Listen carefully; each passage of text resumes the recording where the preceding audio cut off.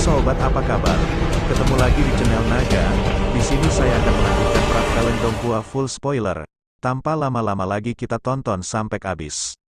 Hal yang muncul di depan kelompok Xiaoyan adalah badai yang terbentuk dari kekuatan spasial berwarna perak. Itu secara kebetulan menutup seluruh terowongan. Kekuatan hisap turbulen yang ditransmisikan dari badai berwarna perak menyebabkan kapal luar angkasa tempat Xiaoyan berada di dalamnya bergetar berulang kali, terasa seolah-olah akan hancur.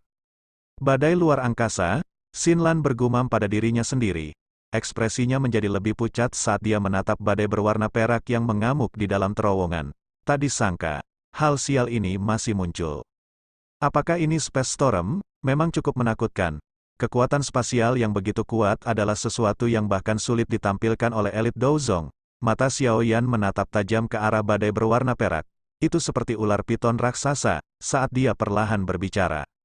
Apa yang kita lakukan sekarang? Alis dokter peri kecil terangkat vertikal saat dia bertanya. Kami hanya dapat menyerang dengan paksa. Menurut dugaanku, kita seharusnya tidak jauh dari pintu keluar. Selama kita bisa mencapai pintu keluar, kita akan bisa lolos dari Space Storm. Xinlan dengan paksa menekan benang teror di dalam hatinya saat dia memberikan saran.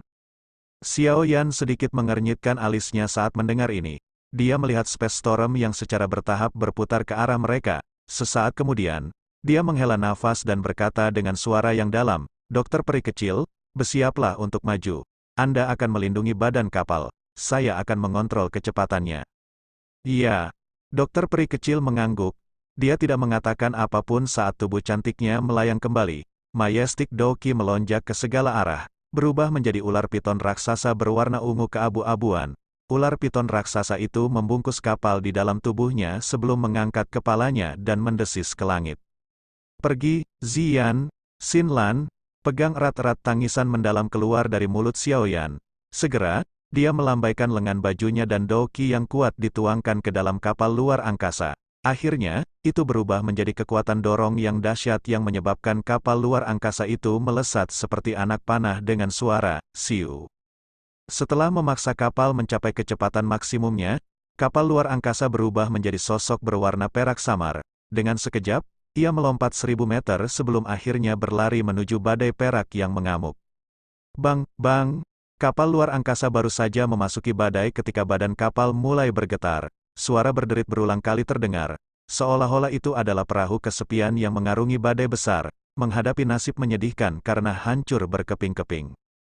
Ekspresi Xiaoyan berangsur-angsur berubah suram saat dia merasakan kekuatan robekan menakutkan yang dipancarkan dari badai luar angkasa.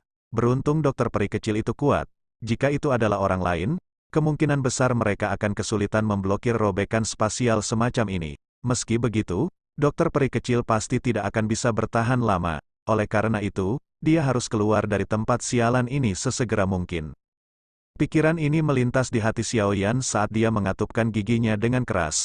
Doki yang lebih kuat ditembakkan. Kecepatan kapal luar angkasa secara bertahap dinaikkan hingga batasnya. Benang-benang kekuatan spasial berwarna perak samar berkedip berulang kali seperti cahaya. Sosok kecil kapal luar angkasa tidak berarti apa-apa dalam badai luar angkasa yang sangat besar. Meskipun Xiaoyan telah melepaskan perahunya secara maksimal, kekuatan robekan ruang di sekitarnya tidak berkurang sama sekali. Sebaliknya, hal itu menjadi lebih menakutkan. Pada akhirnya, ular piton energi besar berwarna ungu keabu-abuan, yang melilit kapal luar angkasa, mulai menunjukkan tanda-tanda menjadi ilusi. Jelas sekali, bahkan dokter peri kecil pun mengalami kesulitan untuk sepenuhnya memblokir penghisapan ruang yang liar dan keras. Ziyan, bantu dia, Xiaoyan berteriak dengan suara yang dalam, matanya mengeras saat merasakan benturan keras yang ditransmisikan dari badan kapal. Ziyan tidak melontarkan omong kosong apapun saat dia mendengar tangisan Xiaoyan. Tangan kecilnya dengan cepat membentuk banyak segel yang membuat seseorang terpesona. Segera, gelombang cahaya aneh berwarna ungu keluar dari tubuhnya.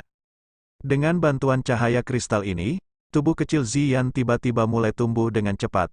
Rambut ungunya juga tumbuh seperti rumput liar. Dalam sekejap, dia menjelma menjadi seseorang dengan rambut mirip air terjun berwarna ungu, memanjang hingga ke pantatnya. Ziyan telah menggunakan teknik rahasia pada saat kritis ini, memungkinkan kekuatannya ditingkatkan ke puncaknya. Saat Ziyan menjadi wanita cantik berambut ungu, aura yang menyebar dari tubuhnya meningkat pesat. Pada akhirnya, itu sedikit melebihi aura Xiaoyan. Roh kondensat, teriakan jelas keluar dari mulut Ziyan. Cahaya ungu cerah memancar dari atas kepalanya. Itu secara samar-samar diaglomerasi dan membentuk roh binatang misterius yang sangat besar. Karena cahaya ungu Ziyan terlalu terang, sulit untuk melihat dengan jelas penampakan roh binatang itu. Roh binatang berwarna ungu ini baru saja muncul ketika ia mengeluarkan raungan yang menggetarkan jiwa ke arah langit. Suara itu berubah menjadi gelombang sonik samar berwarna ungu yang berulang kali menyebar ke segala arah, menekan kekuatan robekan badai luar angkasa. Tekanan yang dialami dokter peri kecil segera dikurangi dengan bantuan Ziyan. Wajah cantiknya menjadi tegang saat dia mengalihkan perhatian untuk dengan cepat memperbaiki ular piton energi besar yang telah dihancurkan oleh kekuatan penghancur ruang. Dia memang telah pergi, namun, tampaknya posisi terowongan luar angkasa telah berubah di saat-saat terakhir. Oleh karena itu, dia yang sekarang seharusnya dikirim ke tempat lain di dataran tengah, sedangkan di mana dia berada, aku juga tidak tahu. Suara tergagap Xin Lan menyebabkan tubuh dua orang lainnya perlahan